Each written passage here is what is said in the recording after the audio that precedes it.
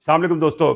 आकिब जावेद जो Pakistan cricket team के director high performance हैं, उनका एक इंटरव्यू है, उस पर भी हम बात करेंगे। लेकिन पाकिस्तान क्रिकेट के हवाले से कुछ ऐसी चीज़ें सामने आई हैं जिसमें एक बार फिर आपको, मुझे या पूरी कौम को किसी बड़े कारनामे की खुशखबरी नहीं सुनाई गई।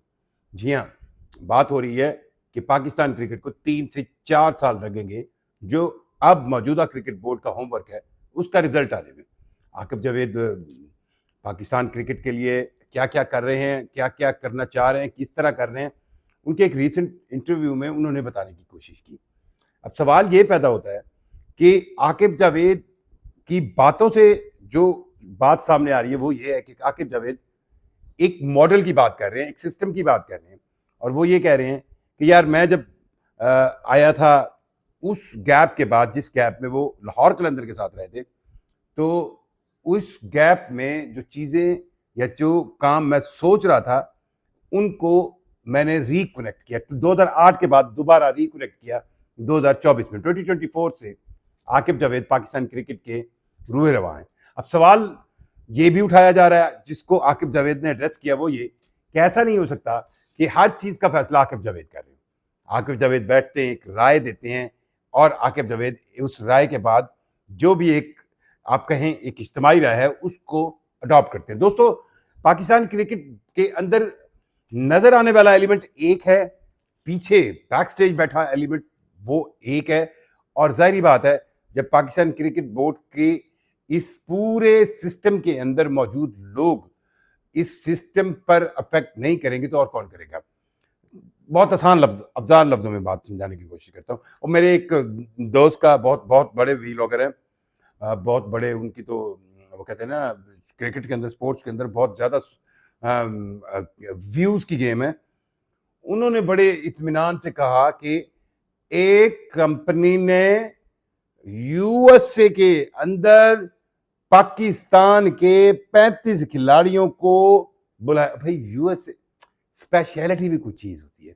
यूएसए दुनिया का नंबर 1 मुल्क है, इकोनॉमी के लिहाज से, डिफेंस के लिहाज से, फलां लिहाज से, तो क्रिकेट में भी वो नंबर 1 होगा? नहीं भाई, क्रिकेट में वो नंबर 1 नहीं है। अगर यही ट्रेनिंग कोई ऑस्ट्रेलियन कंपनी पाकिस्तान को बुला रही होती तो मैं शायद कहता कि हाँ यार, ऑस्ट्रेलिया के अंदर क्रिकेट का एक स्ट्रक्चर है, एक बैकग्राउंड है, एक माइंडसेट है। क्रिकेट की दुनिया में पाकिस्तान उन चंद मुल्कों में, 2, 4, 6 मुल्कों में शामिल होता है जहां पे आप कह सकते हैं कि क्रिकेटिंग फैसिलिटी से लेकर क्रिकेट का माइंडसेट जो है वो दुनिया one of the best mindset, जिसके पास एक हिस्ट्री है, एक जाहिर बात है पाकिस्तान वर्ल्ड चैंपियन रहा है, चाहे आप ओडीआई की बात करें, चाहे आप T20 की बात करें, चैंपियंस ट्रॉफी जीती हुई है। पाकिस्तान एक टेस्ट प्लेइंग नेशन है। कैसे हो सकता है कि पाकिस्तान अपने सारे मेन प्लेयर अमेरिका भेज दे, इसलिए कि अमेरिका ने बुलाया, अमेरिका की कंपनी ने बुलाया, तो वहां पे बड़ी फिट ट्रेनिंग होगी। ये मतलब मेरी दलील से इन चीजों से अगर बाहर निकलें और ये कहा जाए कि पाकिस्तान के अंदर कैंप लगा हुआ है।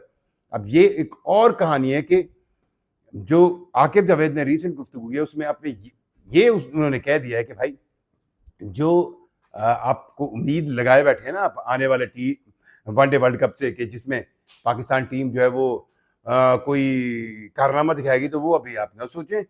अभी टीम को या टीम के अंदर रिजल्ट आने में 3-1 साल या उससे ज्यादा टाइम लग सकता है। और वो ये कह रहे हैं कि उन्होंने एक सिस्टम बिल्डअप किया है, उस सिस्टम के अंदर चीजें आएंगी।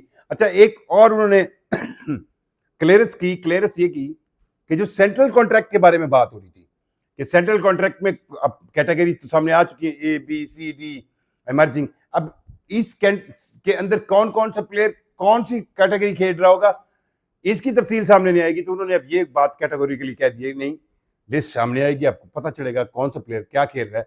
तो अब ये मुझे लगता है कि मैं खुद उस प्रेस कॉन्फ्रेंस में था जिसमें आकिब जावेद, मोहसिन नकवी और पाकिस्तान क्रिकेट बोर्ड के नए जो आप कहें फिटनेस के इंचार्ज हैं, जावेद मुगल साहब, डॉक्टर जावेद मुगल साहब, वो मौजूद थे, माइक हेसन थे। तो उस दौरान एक प्रेस रिलीज दी गई थी, उसमें जरूर ये मेंशन किया कि पाकिस्तान क्रिकेट बोर्ड जो सोच रहा है इस सिस्टम में आने वाले सेंट्रल कॉन्ट्रैक्ट के प्लेयर का पता नहीं चलेगा, लेकिन अब उसको आकिब जावेद कह रहा नहीं चलेगा। अब जो पॉइंट उठाया आकिब ने वो किसी तरह वैलिड है। वो ये पॉइंट है कि आप क्रिकेट के फॉर्मेट्स का डिफरेंस देखें और उसको सोचें। मिसाल के तौर पर उन्होंने ये कहा कि अभी जो बांग्लादेश से आप 2 टेस्ट मैचों की सीरीज आ रहे हैं, उन्होंने कहा जी हम बैठे 2 महीने से पीएसएल खेल रहे थे। अब पीएसएल खेल रहे थे, T20 फॉर्मेट खेल रहे थे, और बांग्लादेश जो है वो 2 महीने से बैठा इन 2 टेस्ट मैचों की तैयारी कर रहा था। रिजल्ट आपके सामने है। तो इसलिए हमें चीजें अलग करनी चाहिए। अब मेरा सवाल ये है कि पीएसएल जब आती है, पीएसएल के अंदर तो आपकी, क्योंकि नेशनल, ये आप पाकिस्तान की अपनी लीग है, तो इसके अंदर तो टेस्ट खेलने वाले, चाहे वो शान मसूद हो, चाहे वो प्लेयर जो टेस्ट मैच खेल रहे हैं, वो भी अपनी टीमों के साथ खेल रहे होते हैं। तो आप ये तो नहीं कर पाएंगे कि आप, कि फिर क्या करेंगे? मिसाल के तौर पर अगर शान मसूद है और उसने पाकिस्तान क्रिकेट बोर्ड के साथ, पाकिस्तान क्रिकेट बोर्ड उसको ए कैटेगरी में ले रहा है या ए बी कैटेगरी में ले रहा है कि चले जी आप टेस्ट खेल रहे हैं, ए कैटेगरी में आ गए, तो शान मसूद पीएसएल में अगर एक टीम के अंदर शामिल है, तो आप उसको कहेंगे भाई अब आप पीएसएल नहीं खेलेंगे, इसके बाद हमारा क्योंकि टेस्ट स्क्वाड तैयारी कर रहा है, हमें कहीं टेस्ट मैच खेलने चाहिए। अब इसको इंटीग्रेट करना बहुत ज्यादा मुश्किल होगा, नामुमकिन नहीं है। कॉन्सेप्ट अच्छा है पाकिस्तान क्रिकेट बोर्ड का या आकिब जावेद का, ये कॉन्सेप्ट अच्छा है कि हमें ये आइडेंटिफाई कर लेना चाहिए कि कौन से क्रिकेटर जो है वो आपके टेस्ट के खिलाड़ी हैं, कौन से क्रिकेटर जो है वो आपके वनडे के हैं, और कौन से आपके T20 के हैं। और सेंट्रल कॉन्ट्रैक्ट की कंपोजिशन या कंस्ट्रक्शन इस तरह होनी चाहिए कि सबसे ज्यादा आप पे टेस्ट खिलाड़ी को करें, ताकि आपका टेस्ट प्लेयर, क्योंकि उसका फॉर्मेट ऑफ गेम ऐसा है कि उसको व्हाइट बॉल क्रिकेट की तरफ ज्यादा आना नहीं है उसने, और पैसा जो है वो व्हाइट बॉल क्रिकेट में, अब दुनिया में सबसे ज्यादा जो है T20 मैचेस होते हैं, तो इसलिए वो उसकी फाइनेंशियल सिक्योरिटी जो है वो सेंट्रल कॉन्ट्रैक्ट दे रहा हो, और जब वो फाइनेंशियल सिक्योरिटी उसके पास हो, तब वो अपने उसी एक पर्टिकुलर फॉर्मेट पर ही डिपेंड करे। और T20 में सबसे कम पैसे रखने की वजह यह है कि एक तो मैचेस बहुत ज्यादा होते हैं, दूसरा T20 खेलने वाले प्लेयर्स के पास लीग्स बहुत ज्यादा आ गई हैं, और अभी भी लीग्स जो है, नई से नई लीग्स आ रही हैं, और अब तो ये बात भी शुरू हो गई है कि यार ये 2027 से जो लीग्स का कैलेंडर बनेगा वो कितना एक मुश्किल होगा, उस कैलेंडर में क्या हो सकता है, क्या नहीं हो सकता, ये बहुत अहम बात बनती चली जा रही है।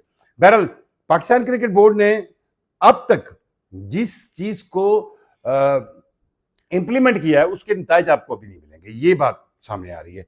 अब कितना एक टाइम फ्रेम होगा या कंटिन्यूटी होगी या कितना एक टाइम चाहिए उस पाकिस्तान क्रिकेट बोर्ड को जिसके पास क्रिकेट कोई जीरो से स्टार्ट नहीं करनी। मतलब मैं हर चीज आकिब जावेद की बिल्कुल एग्री करता हूँ।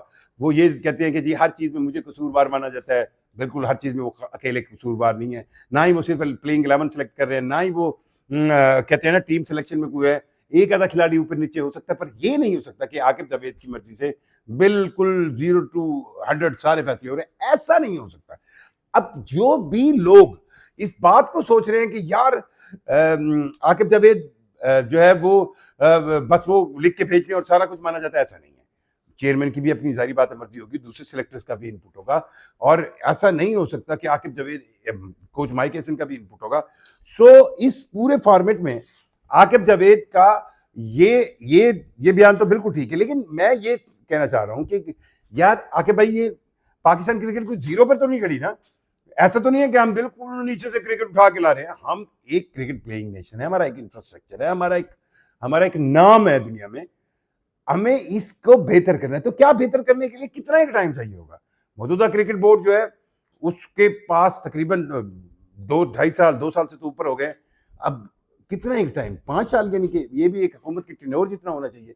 ये बड़ा अहम है, और मुझे यूं लगता है कि पाकिस्तान क्रिकेट बोर्ड की के अंदर सिस्टम जो है, जो लोग ये चाह रहे हैं कि यार पाकिस्तान क्रिकेट बोर्ड के अंदर नए से नया सिस्टम किसी न किसी तरह इंटीग्रेट किया जाए, उनको फिर ये भी सोचना होगा कि जो सीनियर प्लेयर हैं या वो प्लेयर जो आपके ऊपर बोझ हैं, उनसे भी फिर एक बोल्ड अंदाज में आपको जान छुड़वानी होगी, और ये काम चेयरमैन का हो सकता है, क्योंकि चेयरमैन एक ऐसी पर्सनैलिटी है जो कोई फैसला करे तो फिर उससे उसको ये अथॉरिटी हासिल है। और मेरा ख्याल है पाकिस्तान क्रिकेट बोर्ड की तारीख में मोहसिन नकवी से ज्यादा तगड़ा चेयरमैन नहीं आया।